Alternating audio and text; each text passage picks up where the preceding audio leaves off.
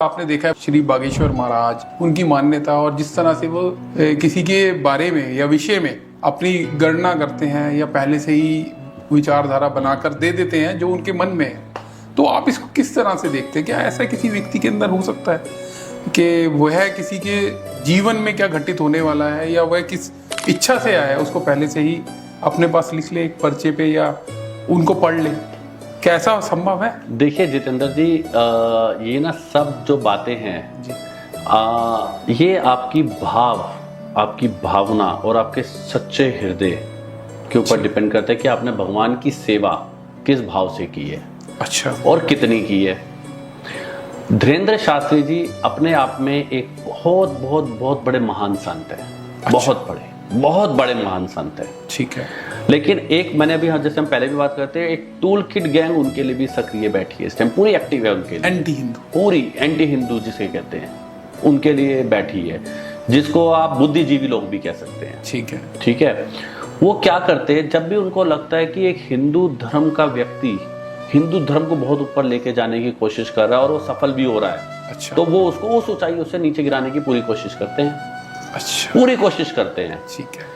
अब धीरेन्द्र शास्त्री जी क्या है मैं आपको बताता हूँ। जो बागेश्वर धाम वाले धीरेन्द्र शास्त्री जी हैं, सबसे पहले तो उनको मेरा शत प्रणाम जी। मैं उनसे पर्सनली मिला भी हूँ। अच्छा। मैं उनसे पर्सनली मिला भी हूँ। धीरेन्द्र शास्त्री जी के पास जो विद्या है, अच्छा, जो उन पे कृपा है, वो उनके दादाजी बाबा जी की तरफ से है। अच्छा। सन्यासी बाबा, आपने देखा होगा जब वो दरबार लगाते हो सन्यासी बाबा बोलते हैं। जी जी। और उन्होंने अपने कई प्रोग्राम्स में जब वो दिव्य दरबार लगाते हैं उसमें साफ बोला भी है कि मेरे पास बालाजी महाराज की, बागेश्वर धाम की, हनुमान जी महाराज की तनिक मतलब बिल्कुल नखून से भी छोटी सी कृपा उनके सर पर है। अच्छा। हाँ, और ये लाइव है। ये पता कौन नहीं मानते, एक तो जिनका नंबर नहीं आता वहां पर वो नहीं मानते। ठीक है। प्लस एक टूल किट जो मैंने बताया, एंटी हिंदू टूल किट बैठी है हिंदुस्तान में, वो नहीं मानती।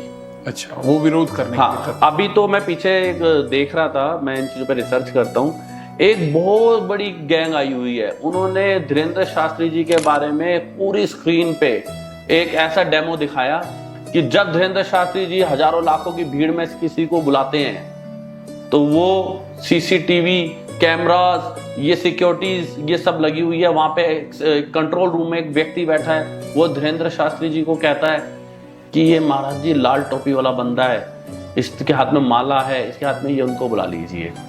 अरे भाई साहब, मैं तो एक सिंपल सी बात पूछता हूँ आपसे, आपके पास ज्ञान है? बिल्कुल। जो वो टीम बैठी है कंट्रोल रूम में, आपके पास मैन पावर है, आपके पास आपके व्यक्ति हैं, आपके पास टेक्नोलॉजी है, आपके पास पैसा है, सबसे बड़ा मोटिवेशन आपके पास क्या है? हिंदुओं को नीचे गिराने का। आपके पास तो है ना हिंदुओं को नीचे गिराने का, तो आप क्यों नहीं जाते? पकड़िए उस एक्सेस कंट्रोल रूम में जो बंदा बैठा है, जो व्यक्ति बैठा है, आप उसको पकड़िए इस चीज के लिए। अच्छा, यानी खुद जाएं और साक्षात्कार करें ताकि वो सच्चाई सामने आ जाए। आप पकड़िए ना इस चीज को और मीडिया को लेके जाइए। मीडिया तो इस चीज के लिए टीआरपी के लिए सबसे नंबर 1 पे रहती है। बिल्कुल। आप इस चीज को पकड़िए, आप जाइए। क्यों नहीं पकड़ पाया आज तक कोई? बताइए।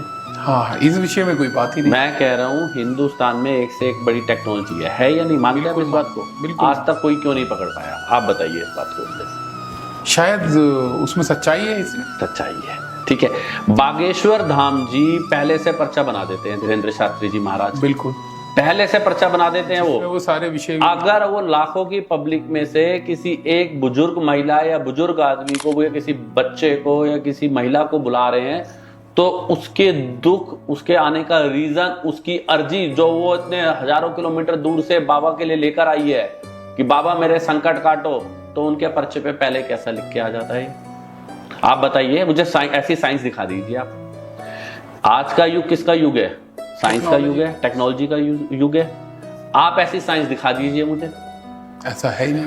उन्होंने साफ बोला है कि ओपन चैलेंज करा हुआ है, किया हुआ है उन्होंने कि कोई भी मीडिया पूरे वर्ल्ड की कहीं से भी कंट्रोल रूम बना ले। यूएस सबसे बड़ा टेक्नोलॉजी सेंटर माना जाता है, सबसे एडवांस टेक्नोलॉजी यूएस के पास है, इससे ऊपर तो नहीं है। आए, वो कहते हैं यूएस से आइए, मेरा जहां कंट्रोल रूम बना हुआ है, जहां मेरे व्यक्ति बैठे हैं जो ये चीजें करते हैं, आप उन्हें उठाइए और मीडिया को साथ लेकर आइए। ठीक है। फिर वही हिंदू धर्म को बदनाम करने के लिए ये चीजें रची गई है, क्योंकि वो अकेला बंदा और कुछ धार्मिक गुरु आके हिंदू राष्ट्र की मांग कर रहे हैं। हिंदू समाज यानी कि हिंदू राष्ट्र नहीं बनना चाहिए। अच्छा। अरे भाई साहब, हिंदुस्तान में हिंदू राष्ट्र नहीं बनेगा तो कहां बनेगा? आप यूएई में जाके बनाओगे? बन ही नहीं सकता। बन ही नहीं सकता। जो चीज यहां नहीं हो सकती वो कहां होगी अगर हिंदुओं के लिए नहीं होगी तो? बिल्कुल सही।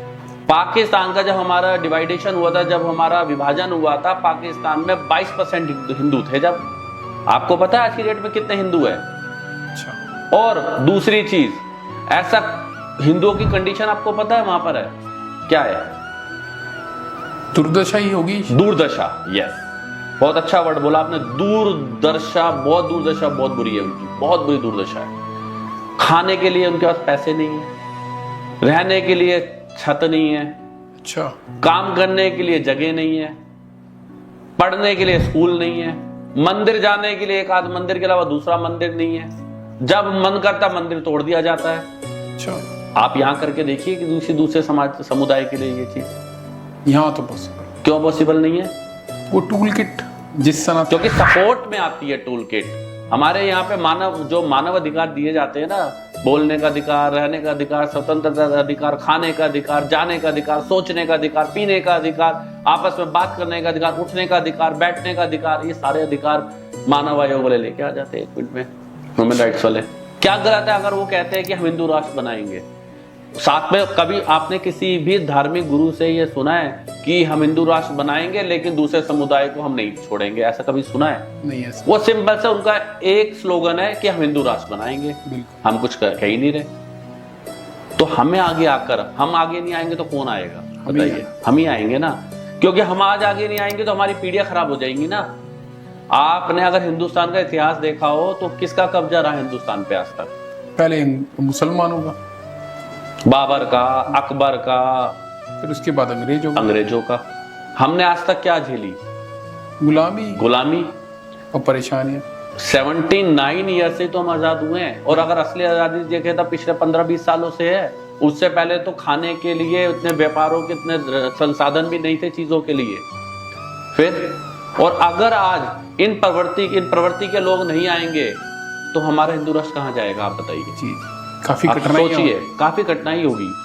वो यही कह रहे हैं कि जागो हिंदू जागो, मैं जाग जगाने आया हूं, तुम्हारे अंदर हिंदू धर्म की ललक लगाने आया हूं। बताइए, उन्होंने कुछ और तो नहीं कहा।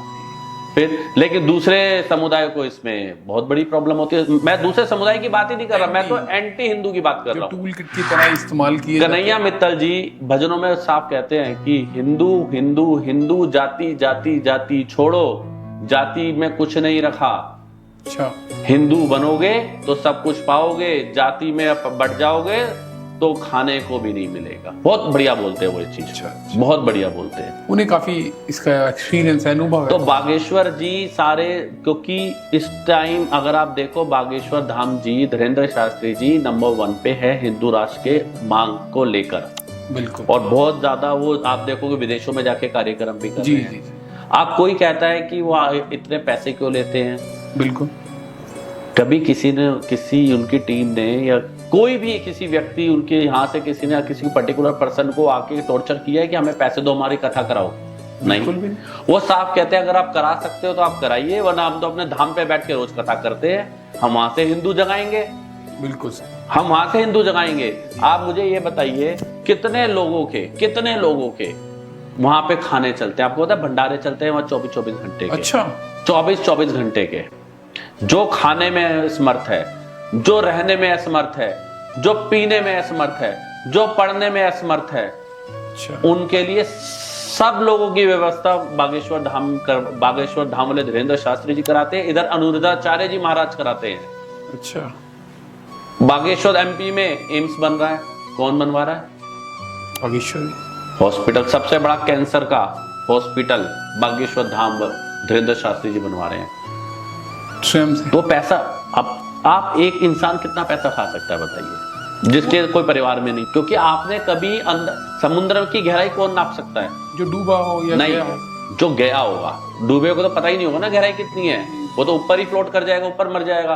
जिसने उसके अंदर डेप्थ रिसर्च करी होगी, डुबकी लगाई होगी, डुबकी लगाई होगी, अंदर गया होगा ऑक्सीजन लेकर, 2 4 6 10 20 घंटे अंदर लगाए होंगे। माउंट एवरेस्ट की ऊंचाई का कौन अंदाजा लगा सकता है? वाकई जो गया, जो ऊपर चढ़ा होगा, जिसने झंडा फहराया होगा, ठीक है ना।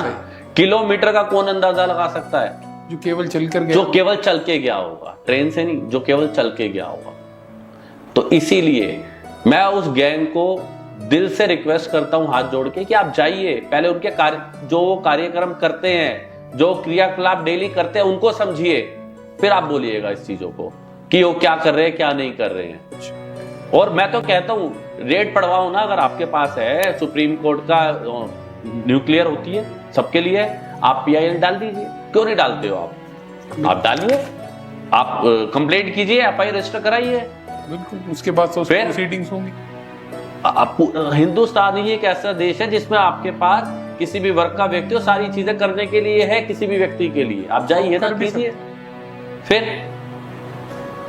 एक्चुअली में जहां तक हम समझ पा रहे हैं, वे ये व्यक्ति टूल किट की तरह इस्तेमाल कर कर किसी एक चीज को उस समय हाईलाइट करते हैं। वो बेचारे सिर्फ दरबार लगा के जो संकट में उनके संकट काट रहे हैं, ठीक, हिंदू राष्ट्र की मांग कर रहे हैं। इसके अलावा उनको बता देते हैं कोई बीमार है तो ये कर लीजिए। क्या कर रहे हैं वो गलत? बताओ आप मुझे। बिल्कुल सही बात है। कुछ भी नहीं गलत कर रहे। हाँ, ऐसा तो कुछ। और मैं कहता हूं अगर हिंदू समाज में, हिंदू राष्ट्र में अगर ये चीज नहीं होगी तो कहां पर होगी, आप बताइए। ये समझना ही नहीं चाहिए। ये समझना नहीं चाहते, उनका माइंड सेट है कि ये हमारे हिंदुओं को जगा रहे हैं, हिंदू जाग जाएगा तो हमारा क्या होगा, हमारा खाना पीना खत्म हो जाएगा, हमारी पॉलिटिक्स खत्म हो जाएगी, हमारी राजनीति खत्म हो जाएगी। फिर ये चीजें हैं, और इसमें वोट बैंक की बहुत बड़ी राजनीति होती है। अच्छा, हाँ जी, इसके पीछे पॉलिटिक्स, बिल्कुल प्योर पॉलिटिक्स होती है। पीछे जो सपोर्ट होता है वो एंटी पॉलिटिशियन जो होते हैं, एंटी हिंदू पॉलिटिशियन जो होते हैं, उनका सपोर्ट होता है।